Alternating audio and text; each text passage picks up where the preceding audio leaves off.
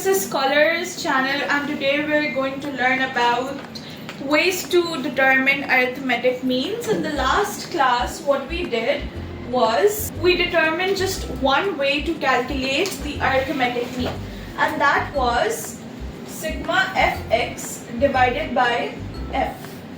This was the general method to calculate arithmetic mean, that is basically called the direct method.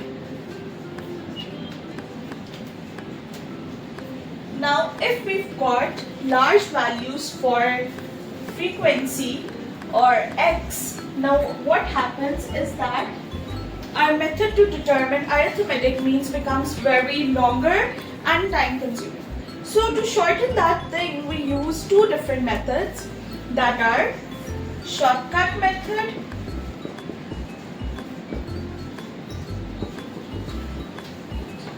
and coding method.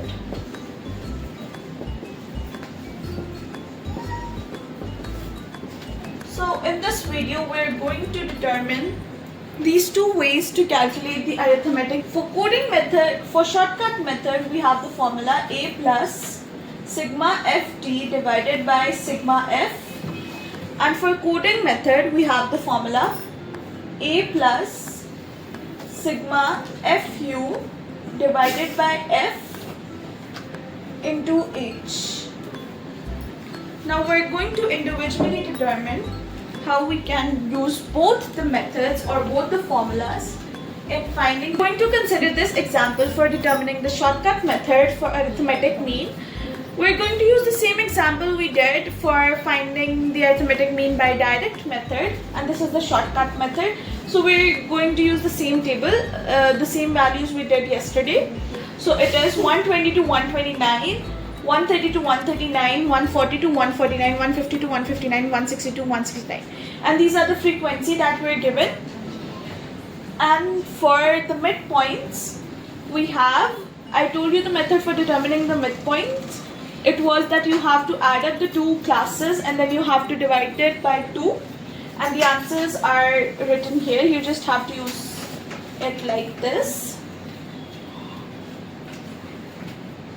For finding the midpoint, I told you the formula, it was 120 plus 129 divided by 2. Similarly, it would be 130 plus 139 divided by 2, and so on for all the other values. Okay. So we're done with finding the midpoints. Now what we have to do is that we have to find this t. As the formula for determining the arithmetic mean by shortcut method is this, we have to find the d. For finding the d, we have to subtract the x point with the assumed value. Now, assumed value is something that is lying in between the data. It is not necessary that we have to choose something necessarily from the data. You just have to determine that it is something lying in the middle of the values. Like for example, what is in the middle of these values? It is 144.5. So we're going to subtract 144.5 from each and every value of the midpoint. I'll do the first one for you. It would be 124.5 minus 144.5.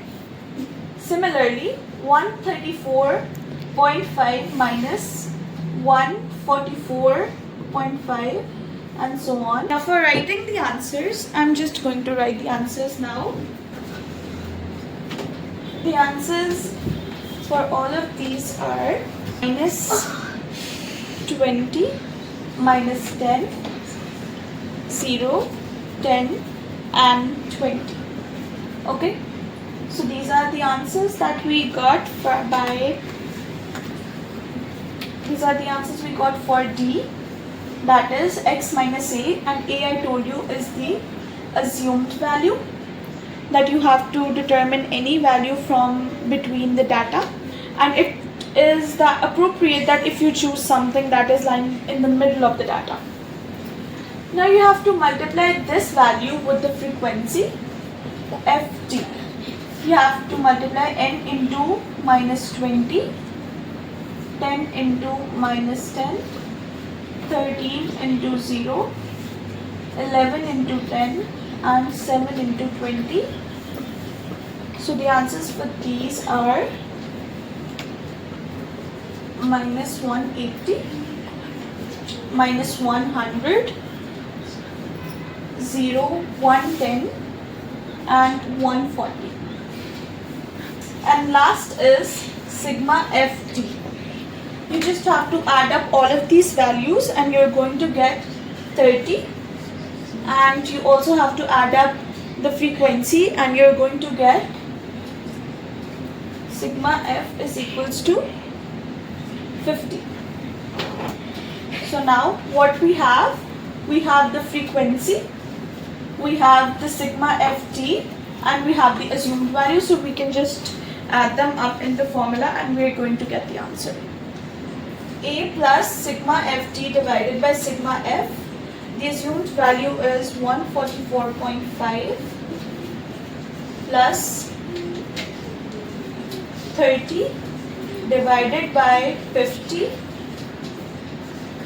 So the answer is 143.9.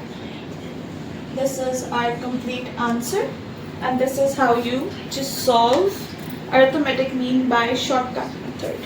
Thank you. I hope you enjoyed the video. I hope that it was understandable, and we'll study the coding method in the next class. Till then, keep yourself safe and stay blessed, and like, share and subscribe. Thank you.